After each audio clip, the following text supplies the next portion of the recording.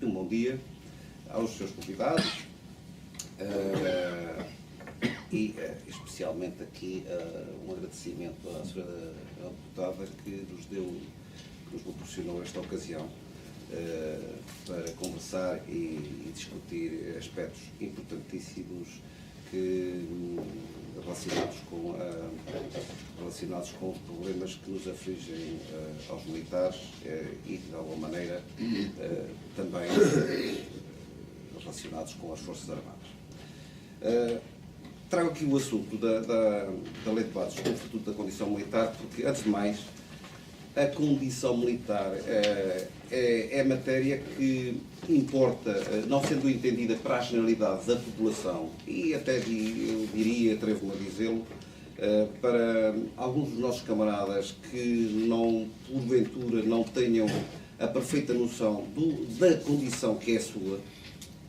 É importante que nós afirmemos esta condição, porque de outra maneira neste contexto em que nos encontramos, em que as aflições atingem todos os nossos concidadãos, estranhar-se-á que os militares particularmente reclamem de algo que não está bem, reclamem para si supostas vantagens, quando as desgraças, as aflições que recaem sobre todos, militares e não militares, são idênticas. De maneira que, para que se perceba a razão que leva a que os militares tenham motivos para reclamar situações que lhes são particulares, resultam desta condição única na sociedade, que é a condição militar. E a condição militar, efetivamente, distingue-nos, e não nos distingue para que nós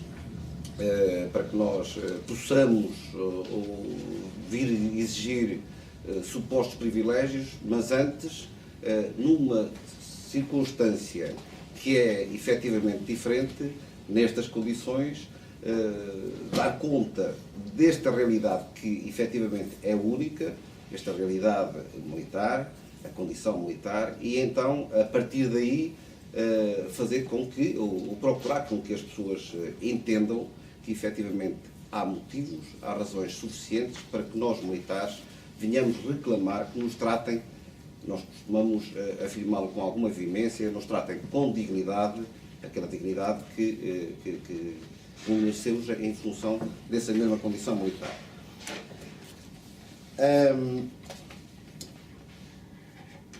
Claro que o Lima Coelho já falou disto, mas neste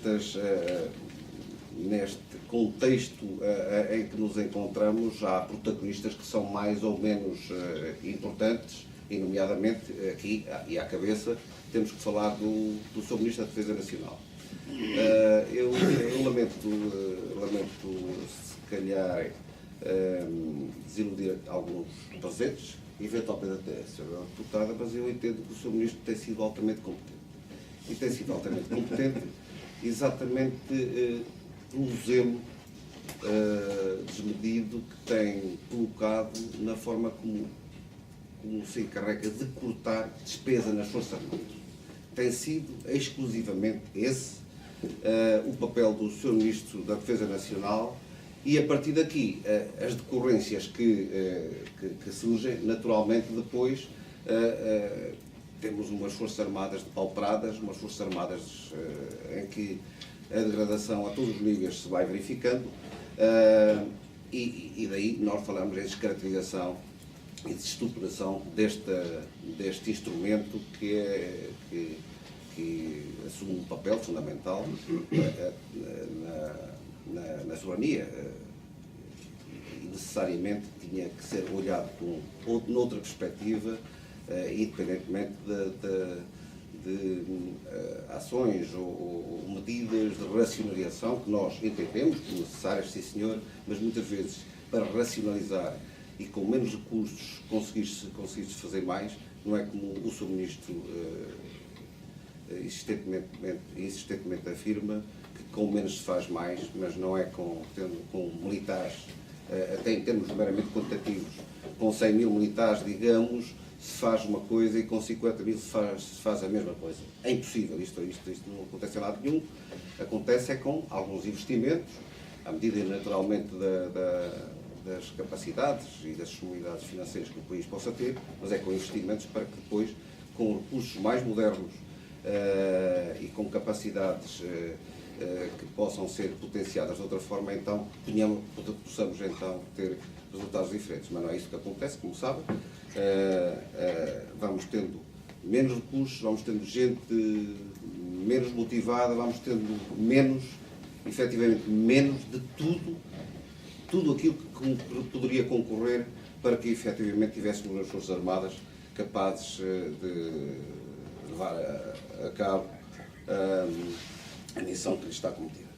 Mas, voltando então aqui à nossa lei de base do Estatuto da Condição Militar, importa referir aqui um aspecto importante.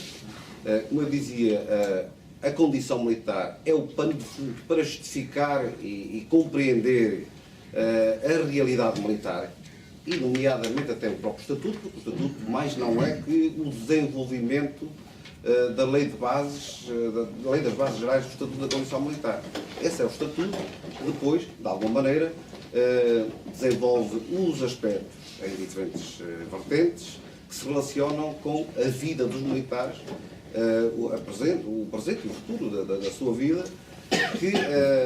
e por isso mesmo é que se configura como um documento extremamente importante e que aqui os militares dão a atenção que se conhece e é sabida hoje nos quartéis, porque se vive muito em tranquilidade pelo desconhecimento que efetivamente se verifica relativamente a um documento que de facto se constitui como basilar e pressuposto essencial para se poder ter expectativas no presente e também no futuro. Mas, relativamente aqui, mais concretamente relacionado com a nossa condição militar, é importante que se perceba que alguns aspectos que eu assinalaria aqui na caracterização desta condição que, como eu disse, é única e distintiva na sociedade. Na caracterização da condição militar na lei, nós temos 9 linhas. Dessas 9 linhas, 8 delas são referidas a deveres, portanto, enunciam deveres a que os militares são sujeitos, e apenas uma delas depois, digamos, em jeito de contrapartida ou compensação, enumera um conjunto de situações para as quais deve ser tida uma particular atenção, de forma a que essa compensação efetivamente possa verificar-se em alguns aspectos. Eu diria aqui, e relativamente à consagração dos especiais direitos, por oposição, digamos assim, a todo um conjunto de deveres que são enunciados em 8 linhas, aqui apenas uma linha vem dizer que são devidos alguns especiais direitos, compensações e regalias, designadamente nos campos da segurança social, da assistência, das remunerações, cobertura e riscos e carreiras e formação. Efetivamente, o que a gente verifica e o que todos nós vimos sentindo é que ao longo destes anos, e particularmente no passado mais recente, é que esta discriminação, que em forma de lei está aqui bem patente, aquilo a que assistimos, como dizia, é uma discriminação que em vários aspectos se configura como digamos, desvantajosa ou penalizadora para os militares, e em alguns aspectos em particular, que eu até posso mencionar, como discriminação efetivamente negativa. Eu posso referir-me à situação, e é uma questão que está no Orçamento do Estado, são as progressões no sistema retributivo, em que se prevê que os nossos concidadãos da administração pública possam depois ter o seu tempo considerado para uma progressão futura. Temos, por exemplo, algo que nós consideramos vergonhoso e até afrontoso aos militares, a forma como, na forma e depois também no desfecho que culminou relacionado com esta situação, foi a extinção do Fundo de Pensões dos Militares das Forças Armadas. Como sabem, o Fundo de Pensões dos Militares das Forças Armadas constituía-se como um modesto mecanismo de apoio social complementar. E era, contrariamente ao que acontece noutras áreas da sociedade, era um fundo de pensões para o qual os militares contribuíam financeiramente com desconto. Pois ainda assim, com este modesto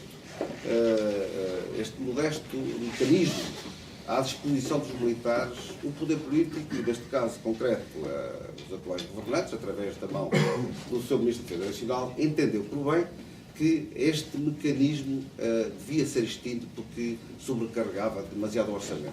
E é bom que se saiba, e agora, porque nós consideramos que se trata de uma efetiva e evidente discriminação positiva, é importante dizê-lo, que mecanismos destes, com esta designação de fundo ou outra qualquer, surgem quer na administração pública, quer na sociedade em geral. Porque as próprias empresas constituem mecanismos para, de alguma maneira, apoiar em alturas, numa fase da vida, porque é mais frágil dos seus funcionários, e no caso da administração pública, um exemplo concreto e evidente é o dos juízes, em que, como sabem, a sua pensão depois é calculada com referência à remuneração que tenham no ativo, digamos assim, daqueles que estão no ativo. De maneira que estes são alguns exemplos, mas muitos outros haveria para poder validar a afirmação que aqui trago, de que, de facto, do que se trata é de uma discriminação, em lugar de positiva, como impõe a Lei das Bases Gerais do Estatuto da Condição Militar, está em causa, efetivamente, uma discriminação negativa. Uma outra, por exemplo, é a dupla penalização no cálculo da pensão de reforma. Como sabem, os militares transitam para a situação de reserva, nós conhecemos isso, e no momento em que é feito o cálculo da pensão de reforma, aqui, como os militares da reserva têm o cálculo feito com base na redução que, entretanto, se operou aos militares do ativo e da reserva, sendo esta redução provisória, ou alegadamente tem sido afirmado que assim é, afirmado e escrito, está na letra da lei, tem uma natureza, um caráter transitório, efetivamente, à data do cálculo. O cálculo é feito com base nessa redução, o que quer dizer que depois a pensão do militar é feita em termos que se prolongam no tempo e acaba por ser vitalícia. Uma outra discriminação negativa, aliás, em termos gerais, isto é numa lógica mais generalizada dos pressupostos que são entendidos politicamente de aplicação aos militares, é que os militares são cidadãos como quaisquer outros. E, como tal, as leis que recaem sobre os cidadãos só têm que ser idênticas na aplicação que se faz aos militares. E, como tal, também no cálculo da reforma dos militares, entende-se que a reforma calculada para os militares há de ser feita em termos equivalentes àquilo que acontece para a generalidade da população. Mas, evidentemente, que não pode ser, até porque, como nós dizemos, e devia ser reconhecida, que para realidades que são diferentes, deviam ser encontradas soluções também diferentes elas próprias. E aqui, mais uma vez, eu dou-vos um exemplo, mas não quero aqui cingir a questão dos oficiais, mas só porque é mais evidente.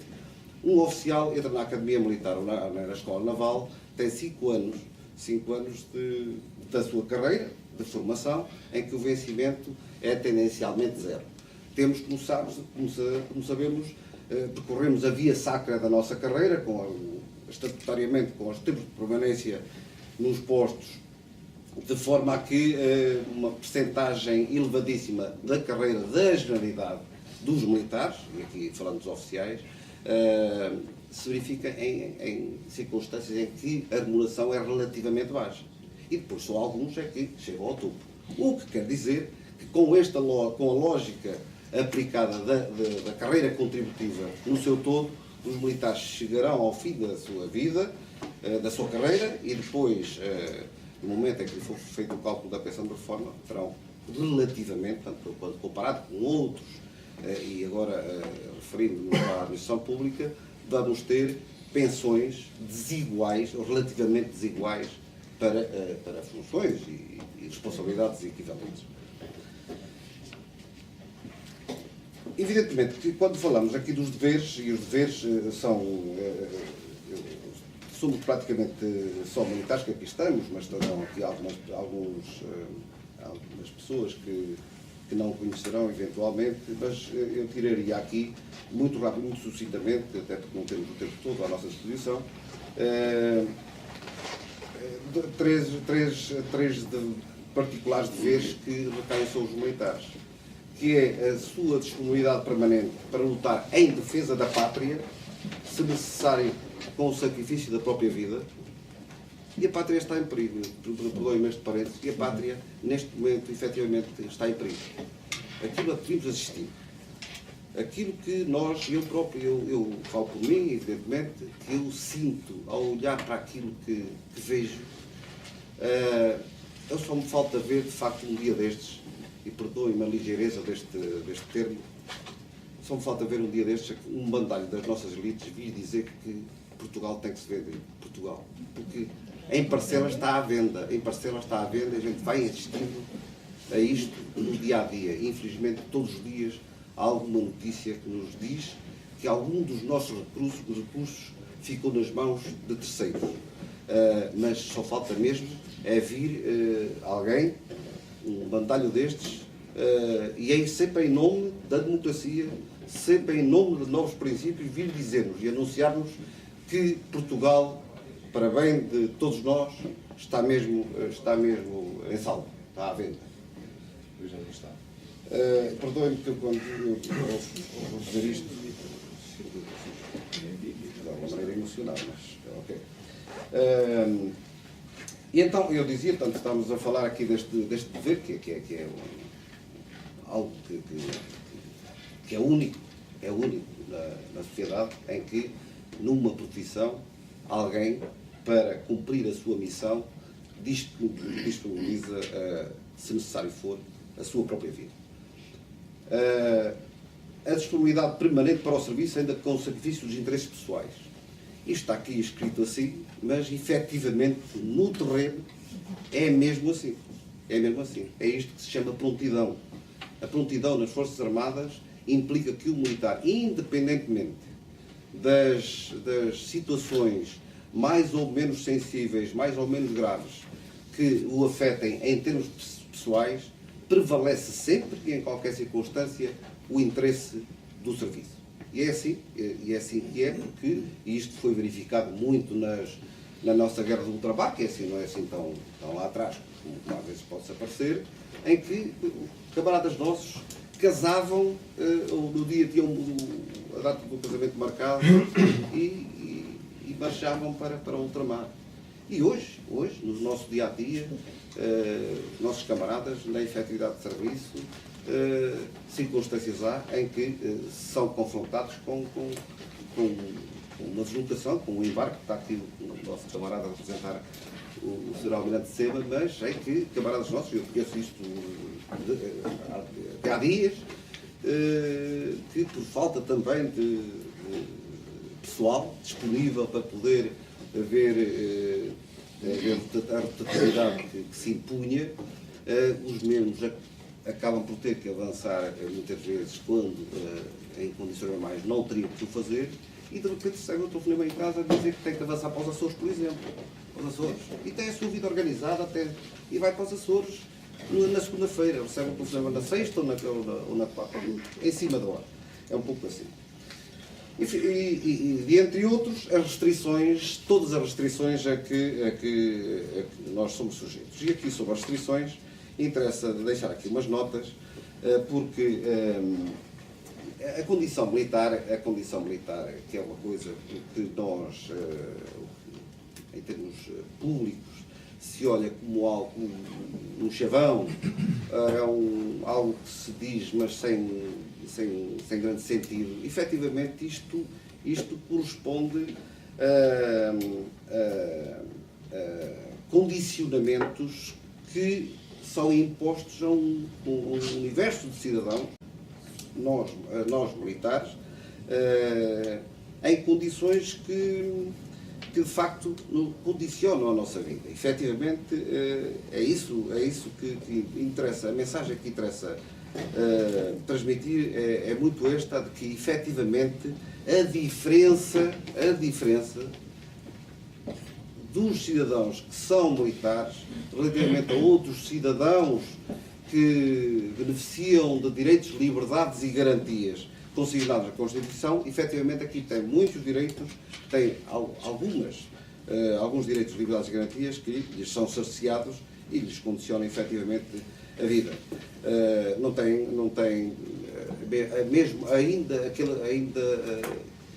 que por vezes possa parecer que nós temos direito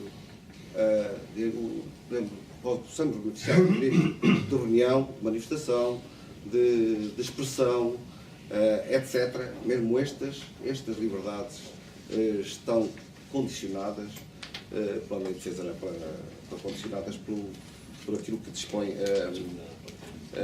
a Constituição da República Portuguesa. Chamar aqui uma atenção especial neste contexto que tem a ver e se relaciona com o campo da nossa ação em termos de associações profissionais de militares. Nestas restrições aos direitos, liberdades e garantias, e importa-me também dizer isto aqui, até de alguma maneira pedindo o apoio da senhora deputada, até pela influência que naturalmente terá no Partido Socialista e, quiçá, noutras áreas políticas, ficar com este registro para que, porque muita gente não o saberá, é que as associações estão impedidas de representar coletivamente os seus associados no foro judicial. Isto, na prática, impede os militares de recorrerem à justiça, porque, como é sabido, é impraticável os preços que a justiça acarreta, torna impraticável o recurso a esta possibilidade de os militares isoladamente poderem alcançar a justiça por uma via mais petita, coisa que acontece com os Estados cidadãos, por via das organizações que os representam. Ainda uma outra questão também interessante, que reflete de alguma maneira o ambiente e o preconceito que ainda existe relacionado com as associações profissionais militares, é o regime de incompatibilidade para os oficiais no ativo. Nós temos o Estatuto dos Dirigentes, no qual um conjunto de cargos exercidos por oficiais é considerado incompatível com o estatuto de dirigente de uma associação. Portanto, é algo que é incongruente, não faz sentido. Bom, mas porque já me alonguei um pouco, interessa aqui até vou passar a palavra aqui ao orador seguinte, ao nosso camarada Luís Reis, que irá referir, é que a lei do Estatuto, a lei de bases do Estatuto da Condição Militar é efetivamente